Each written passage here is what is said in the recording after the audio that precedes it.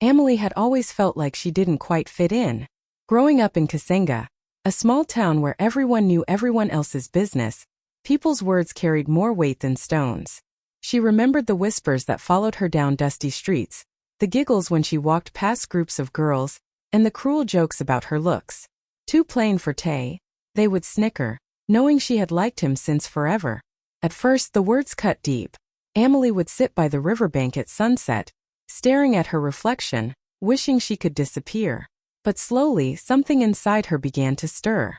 Every hurtful comment, every laugh at her expense, fueled a fire she hadn't known she had. She decided she wouldn't let their small minds define her worth. While the town saw her as plain and ordinary, Emily started to dream quietly, dreams so big that no one around her could even imagine them. She promised herself that one day, she would prove that those who mocked her weren't seeing the real Emily, the one who had strength, courage, and beauty that went far beyond appearances. That fire, small but stubborn, became the start of her journey. If you want, I can rewrite the next outline in the same emotional, viral conversational style. Emily's love for fashion started when she was very young. While other kids in Kasenga played outside or chased after the latest gossip, she would sit by the window with a notebook, sketching dresses, patterns, and outfits that only existed in her imagination. She loved colors, the deep golds, the bright reds, and the soft blues, and how fabric could tell a story without words. Sometimes she would sneak her mother's old scarves and try them on in front of a cracked mirror, striking poses and imagining the camera flashing, the crowd cheering, and her name in bold letters on a magazine cover. She also loved taking selfies, not because she wanted attention, but because she wanted to see herself the way she imagined herself, confident, radiant, unstoppable. Each photo was like a little dream she could hold in her hands. At school, people would laugh when she shared her sketches or talked about modeling. "You? Famous? Don't be ridiculous," they would say. Even her crush, Tay, never took her seriously. The words stung, but Emily learned to keep her dreams close, like a secret garden that no one could trample. At night, she would lie awake under the dim light of a single bulb, imagining herself walking on shiny runways, cameras flashing, and editors asking for her stories. She imagined smiles on faces of strangers who would someday see her and feel inspired, just like she had been inspired by the models she admired in magazines. She knew it wasn't going to be easy. She was different from a small town, and the world outside Kasenga didn't notice girls like her. But that dream, quiet and fragile, was hers. And the more people doubted her, the more she held on to it, because she had begun to believe something deep down. Maybe one day, the world would see her the way she had always seen herself. If you want, I can continue with outline 3. The first rejection, keeping the same emotional, viral, and conversational style, but even more dramatic and engaging. Do you want me to do? Emily had waited all week for the Kasenga Harvest Festival, imagining it as the perfect chance to see Tay, the boy she had liked since forever. She wore her favorite dress, a soft cream fabric she had carefully stitched herself, and braided her hair neatly, hoping to look just a little more like the confident girl she dreamed of becoming. Her heart fluttered as she entered the crowded town square, the smell of roasted maize and sweet pastries filling the air. She spotted Tay across the stalls, laughing with his friends, and her stomach tightened with nervous excitement. But the moment their eyes met, everything crumbled. Tay laughed louder than ever, nudging his friends and saying, "Emily? Too plain for me, seriously." The words hit her like stones. The laughter of the crowd seemed to echo around her, and for a second, Emily felt invisible, like she was shrinking into herself. She wanted to run, to hide, maybe even to cry, but she forced herself to stand tall. She lifted her chin, gave a small, controlled smile and turned away, letting her feet carry her through the festival without a single word. Inside, her heart was breaking, but something stronger than pain began to grow. The shame and embarrassment could have crushed her, but instead, they sparked a quiet determination. Emily realized that this rejection, this public mockery, didn't define her. It wasn't proof that she wasn't good enough. It was proof that others couldn't see her worth yet. She promised herself that one day Tay and everyone else would see her differently. She would show them the Emily they had never truly known. Brave, beautiful, and unstoppable. That night, as the festival lights flickered and the crowd thinned, Emily sat by the riverbank, clutching her sketchbook. She drew her dreams with more intensity than ever, imagining the day when she wouldn't have to hide, when her face would shine on billboards and magazines, and when no one could ever call her too plain again. A few weeks after the festival, life in Kasenga went back to its usual rhythm. The market noise, the gossip, the laughter that sometimes hid cruelty. But something inside Amelie had changed. She no longer cared about the whispers or Tay's laughter. Every morning, she woke up early, stood in front of her mirror, and practiced her walk and poses. She told herself she was training for the life she wanted, not the one people expected her to live. She didn't know how it would happen, but she believed somehow her chance would come.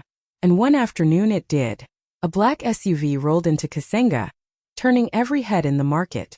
Out stepped a tall man with dark glasses, a camera hanging from his neck. His name was Zuberi, one of the most respected modeling scouts in the country.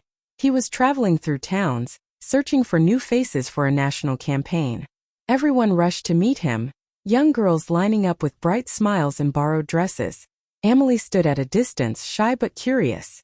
Zuberi's eyes swept through the crowd, then stopped, right on Amelie. She wasn't wearing makeup or fancy clothes, just a simple blue dress and her natural braids. But there was something about her calmness, the way she stood without trying too hard, that drew him in. He walked up to her and said, "You have a rare kind of beauty. What's your name?" Amelie froze. No one had ever said those words to her before. For a second she thought he was joking. But his voice was serious, his eyes kind. He asked if she had ever thought about modeling, and she nodded shyly, admitting it was her dream. Zuberi smiled and handed her a card. "Come to Lira City next month," he said. "I think the world needs to see your face." When he drove away, Amelie stood still, her heart racing. The whole town buzzed with curiosity, but Amelie didn't care about their talk anymore. For the first time, someone important had seen what she had always known deep inside. She was meant for something greater. That small card in. When the day finally came for Amelie to leave Kasenga, the whole town gathered at the small bus station. Some came out of curiosity, others just to see if she was really going. She carried one small suitcase, a sketchbook, and the card Zuberi had given her, folded carefully in her bag like a treasure. Her mother hugged her tightly, whispering, "Go, my child. Show them who you are." Amelie smiled through her tears, waving goodbye as the bus rolled toward Lira City. The road stretched ahead like a promise she was finally brave enough to follow. When she arrived, everything felt bigger, louder, and faster. The city lights dazzled her, the tall buildings made her feel small, but her heart was full of hope. Zuberi welcomed her warmly and introduced her to the agency team. It was the first time Amelie had ever been in a studio filled with mirrors, cameras, and racks of clothes. Hairstylists ran their hands through her braids, makeup artists studied her face like it was art, and photographers clicked their cameras, testing angles and lights. At first she was nervous, her hands trembled and her voice was quiet. She didn't know how to pose or where to look, but everyone encouraged her gently. "Relax," one photographer said. "Just be yourself." Slowly, Amelie began to open up. She laughed more, moved with confidence, and started to see the reflection in the mirror differently. The girl who once hid from people's stares was now learning to embrace the spotlight. Every day brought something new: lessons on posture, runway walking, skincare, and self-confidence. It wasn't easy, but Amelie soaked up every detail like a sponge. She learned how to express emotion through her eyes, how to let her true self shine through the camera. At night, she would sit by her window looking at the glowing city lights, whispering to herself, "You're really here, Amelie. You made it." Fear was still there, yes, but it walked hand in hand with excitement. For the first time, her dream wasn't just. The morning of Amelie's first photo shoot felt like a dream she wasn't sure she was ready for. She barely slept the night before, her mind racing with what ifs. What if she froze in front of the camera? What if she looked awkward? What if everyone realized she didn't belong there? When she arrived at the studio, the lights were bright, the air smelled of hairspray and perfume, and people rushed around carrying outfits and makeup kits. Everything moved so fast. A stylist handed her a shimmering gold dress that hugged her figure perfectly. As she changed, her hands trembled slightly. The makeup artist smiled, gently brushing color onto her cheeks. "You're going to do great," she whispered. But when Amelie stepped onto the set, the moment hit her.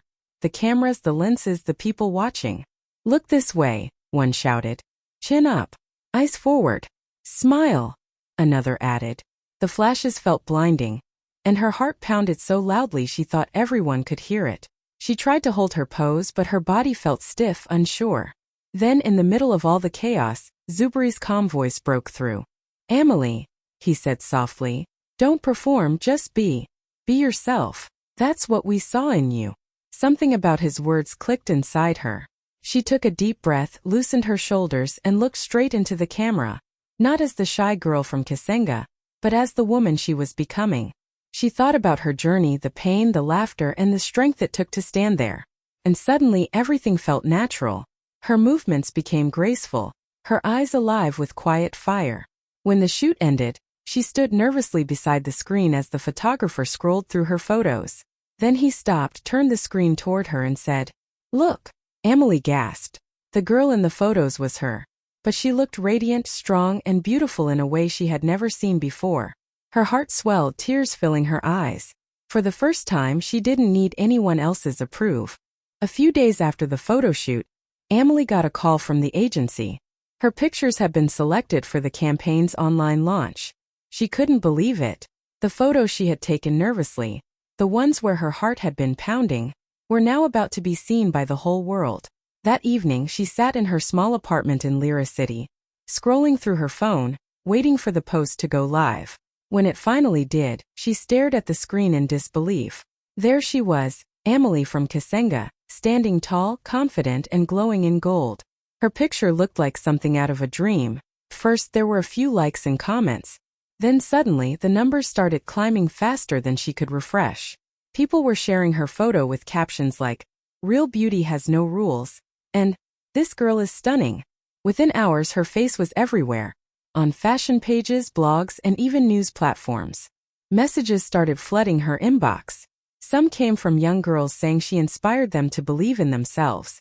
Others came from photographers and stylists who wanted to work with her. Emily scrolled through hundreds of comments, her eyes filling with tears. For so long, she had been told she wasn't pretty enough, that she didn't fit in. And now, strangers from different cities were calling her beautiful, powerful, and one of a kind. The same features people once mocked, the fullness of her lips, the richness of her skin, the depth in her eyes, were now what the world loved most about her. Zuberi called her later that night, his voice full of pride. "I told you," he said. "You were never ordinary, Emily. The world just needed to catch up." She laughed softly, tears rolling down her cheeks. The girl who used to hide from mirrors now had her face lighting up screens everywhere. That night, Emily didn't sleep. She sat by her window watching the city lights shimmer, whispering to herself, "You did it." Her story was spreading fast, and for the first time it was spreading. When Tay first saw Emily's photo on his phone, he scrolled right past it. He was used to seeing models online, beautiful faces, perfect poses, glamorous lives, but something about this one made him pause. The girl in the gold dress looked familiar. Her eyes, her smile, the calm strength in her face. It reminded him of someone he used to know. He leaned closer to the screen, frowning a little, until it hit him like lightning. It was Emily. The same Emily he once laughed at in front of everyone at the festival. The same girl he'd called too plain. For a few seconds he just sat there speechless. His chest tightened as he scrolled through the comments. Thousands of people were praising her beauty, her story, her courage. News pages were sharing her transformation, calling her the new face of African fashion. Tay's friends even sent him the post saying, "Bro, isn't this the girl from Kasenga? You knew her, right?" But he didn't reply. Shame burned through him. He remembered her face that night, the way she had smiled instead of crying, the way she had walked away with quiet dignity. Back then, he thought he had won that moment. Now he realized she had. Tay clicked on another photo of Emily, this one from a magazine shoot. She looked radiant, glowing under the lights like she belonged there all along. For the first time, he saw what Zuberi had seen in her, what she had probably seen in herself even when no one else did.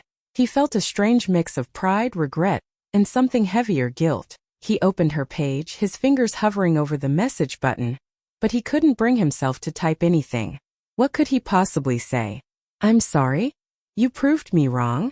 None of it felt enough. So he just stared at her photos for a long time, remembering the girl he used to mock and realizing that she had become everything he once thought she couldn't be. The laughter he once used to tear her down had turned into silence. And in that silence, He felt the weight of double. The morning Amelie's billboard went up in downtown Lira City felt like a dream she couldn't quite believe. She had been told the campaign was launching soon, but she didn't know when or where. Then one bright morning as she rode in a taxi through the city, the driver suddenly pointed up and said, "Isn't that you?" Amelie looked out the window, and her breath caught in her throat. There it was, her face, towering above the busy streets, shining under the sunlight on a massive billboard. She froze, unable to speak, her heart pounding so hard she could feel it in her ears. The billboard was stunning, her image in a flowing African-inspired gold gown, her skin glowing, her eyes fierce yet calm. The caption read, "Beauty in every shade, Lira Luxe campaign." People walking by stopped to stare, taking photos and pointing in awe. Some smiled, some gasped, and a few even recognized her. Within minutes, her picture was all over social media again. Strangers tagged her, writing things like, "From small town to city lights. Amelie, you're an inspiration. And she's proof that real beauty starts from believing in yourself." Amelie stood there silently, tears forming in her eyes as she stared up at the giant version of herself. For years she had been told she was too plain, too different, not enough. And now, those same features were being celebrated by the world. She thought of her mother, who always told her to keep believing, and of Tay, whose cruel laughter once broke her heart. If only they could see her now. When she posted a photo of herself standing in front of the billboard, holding her hands to her chest in disbelief, it went viral within hours. The caption she wrote was simple, "From Kasenga to the world." Thousands shared it, turning her story into a symbol of hope and resilience. That night, as she passed by the billboard again, Amelie smiled softly. The girl who once hid from the world was now looking down at the city with pride. And this time the whole world. In just a few weeks, Amelie's life changed completely. The same girl who once walked quietly through the dusty streets of Kasenga was now walking into glossy studios and red carpet events. Her phone never stopped buzzing. Calls from fashion editors, messages from designers, and interviews from television hosts who wanted to hear her story. Every time she saw her name in an email subject line or on a magazine cover, she had to blink twice to make sure it was real. Big brands wanted her as their face. Influencers posted about her transformation, calling her the new symbol of authentic beauty. Magazine covers featured her photos with captions like, "The girl who redefined beauty," and "From mockery to magnificence." When she walked into fashion events, cameras flashed from every angle. People whispered her name with admiration, turning to look as she passed. But Amelie remained calm, graceful, and humble. She didn't let fame change her heart.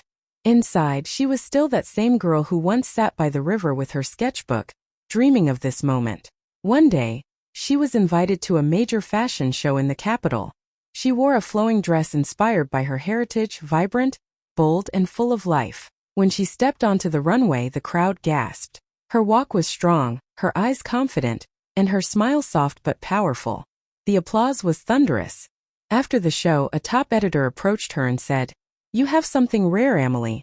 You don't just wear beauty, you carry it." Those words stayed in her heart. That night, as she sat in her hotel room surrounded by bouquets and congratulatory messages, Amelie thought about how far she had come. The insults, the tears, the rejection, all of it had led her here. The same people who once doubted her were now her biggest admirers. She looked at her reflection in the mirror and whispered, "You did it, Amelie. You turned their laughter into applause." And for the first time she felt not just seen but truly celebrated. Why? The night of the charity gala felt magical. The ballroom shimmered with gold lights, elegant music floated in the air, and everyone was dressed in their finest clothes. Amelie arrived in a deep emerald gown that sparkled softly under the chandeliers. Her hair was styled perfectly, her confidence radiant. Cameras flashed as she walked in, greeting familiar faces from the fashion world. She was no longer the shy girl from Kasenga. She was the woman everyone wanted to meet. But then across the crowded room, she saw a face she hadn't seen in years. Tay. He was standing near the refreshment table holding a drink, his eyes fixed on her like he'd seen a ghost. For a moment time seemed to stop. Amelie's heart skipped, but she quickly steadied herself. She wasn't the same girl he once mocked, and tonight, she wasn't going to let the past shake her. She gave a small, polite smile and continued to greet people, pretending not to notice the shock written all over his face. Tay, on the other hand, couldn't move. His throat went dry as he watched her float through the room with grace and power. Every person she passed seemed to admire her, wanting to shake her hand or take a photo. He remembered that day at the festival, the cruel words he had said, the laughter that had humiliated her, and shame washed over him like cold rain. Finally, he gathered enough courage to walk toward her. "Emily," he said softly, his voice trembling. She turned to him with calm eyes and a gentle smile. "Hello, Tay," she said simply. The way she said his name, kind but distant, made him feel small. Around them, people watched, whispering. Realizing this was the Tay from her story, he tried to apologize, stumbling over his words, but Emily only smiled and said, "It's okay. We all grow, don't we?" Then she turned to greet someone else, leaving him standing there, speechless, humbled, and full of regret. The crowd admired her even more for her grace. That night, Emily didn't just shine for her beau. Back in Kasenga, Emily's story spread faster than wildfire. The little town that once whispered about her now couldn't stop talking about her with pride. Her face was on TV screens in the local shops, on magazine covers stacked in the barbershops, and on the phones of people who used to laugh at her. Old neighbors gathered around to watch her interviews, shaking their heads in disbelief. "That's Emily? Our Emily?" they would ask, their voices filled with wonder. Even those who once mocked her beauty now bragged about knowing her. "We went to school together," they'd proudly say, forgetting how cruel they once were. Her mother became the happiest woman in Kasenga. She walked through the market with her head held high, smiling every time someone congratulated her. The same people who used to pity them now treated her with deep respect. Children followed her around, calling her Mama Emily, asking when her daughter would visit again. To them, Emily wasn't just a model. She was a living example that dreams from small towns could still touch the stars. At the local school, teachers told Emily's story to their students. "Don't laugh at anyone's dream," one teacher said. "Look at Emily. She believed in herself when no one else did." Young girls started sketching dresses and taking selfies, inspired by her courage. Some even cut out her pictures from magazines and pinned them to their walls as motivation. When Emily finally returned to Kasenga for a visit, the whole town came out to welcome her. The dusty streets that once echoed with gossip now filled with cheers. Kids ran beside her car waving flowers, people clapped, and her mother hugged her tightly with tears streaming down her face. Emily smiled as she looked around. The same streets, the same faces, but everything felt different now.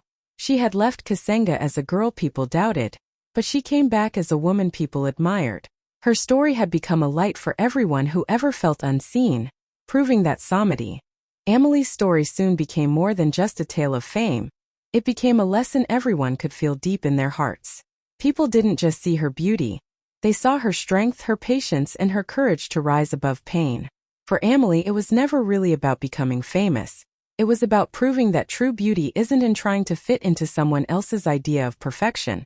It's in learning to love yourself, just as you are. She often thought back to those lonely nights in Kasenga, when she sat by the river with her sketchbook, wondering if she would ever be enough. Now she realized that she had always been enough. The cruel words, the laughter, the rejection, all of it had shaped her into the woman she became. Every tear had been a seed that grew into confidence. Every insult had been fuel that pushed her forward. Whenever Emily spoke in interviews, she always shared the same message. Don't wait for people to see your worth. See it yourself first. Her honesty touched millions. Girls from small villages sent her letters saying her journey gave them hope. Some said they started sketching designs or taking photos again because of her. Others said they finally stopped hiding behind filters, choosing to embrace their natural beauty instead. Emily also began mentoring young girls, especially those who felt unseen or insecure. She would tell them, "You don't have to be like anyone else. The world already has them. What it needs is you." Her calm voice, her story, and her presence inspired everyone around her to dream without fear. Looking back, Emily realized that the real transformation hadn't been about her looks. It had been inside her heart. The girl who once searched for validation from others had found something much stronger: self-love. And that love made her glow in ways that no makeup or camera ever could. Her journey became a living reminder that beauty begins the moment you stop doubting yourself and start believing you are enough. Would you like me Emily's life changed in ways she had once only dreamed about. She began signing contracts with some of the biggest fashion designers in the country. Her face was on magazine covers, billboards, and television screens, but this time the fame didn't make her arrogant, it made her grateful. Every flash of a camera reminded her of where she came from, of those dusty roads in Kasenga where people once laughed at her. She walked into every studio, every runway, and every meeting with quiet confidence, carrying her story like a crown. But Emily wanted more than just fame and beauty. She wanted her journey to mean something. So she started a foundation to mentor young girls from small towns and villages, girls who were told they weren't beautiful enough or talented enough to dream big. Every week, she met them in a bright studio filled with mirrors, music, and laughter. She would tell them stories from her early days, the failures, the tears, the moments she almost gave up, and how those same moments became her strength. The girls listened with shining eyes, seeing in Emily what they had always wanted to see in themselves: hope. Her fame brought her wealth, but her joy came from watching those girls bloom. She taught them to walk with confidence, to speak their truth, and to never let anyone define their worth. "You don't need to look perfect," she often said. "You just need to believe you're enough." Her words spread across social media, turning into quotes that inspired thousands. People admired her not only for her beauty, but for her heart, her kindness, and her authenticity. Emily realized that the world could be cruel, but it could also be changed, one story, one voice, one brave girl at a time. Her success became a light for others, proof that even the most painful beginnings can lead to beautiful destinations. The girl once called too ugly had become a symbol of grace, courage, and possibility. And with every life she touched, Emily knew her new chapter was J. Emily's face on billboards wasn't just a symbol of beauty, it was a symbol of victory. Every photo of her shining confidently told a story of pain turned into power. People across cities shared her pictures with captions that said, "Never judge someone by what you see." Her story spread like wildfire, on phones, in magazines, on radio shows, and in conversations between mothers and daughters. She became a living reminder that words can wound, but they can also be the reason someone rises. In Kasenga, children now played a game called Emily Walk, pretending to pose like her on the runway. The same people who once whispered cruel things now spoke her name with pride. Elders told her story as a lesson. Do not laugh at someone's beginning. You may be bowing to their success one day. Emily had not only changed her own life, she had changed the way her town saw beauty, confidence, and worth. Whenever she drove past her billboard, she smiled softly. It wasn't vanity, it was gratitude. She thought of the girl who once cried by the river, wishing to disappear. That girl had become a legend. Emily knew now that true beauty is not about how you look. It's about what you overcome, how you love yourself, and how you make others believe they can too. Her story became a light for millions, a viral legend that would never fade, whispered forever as a tale of strength and grace.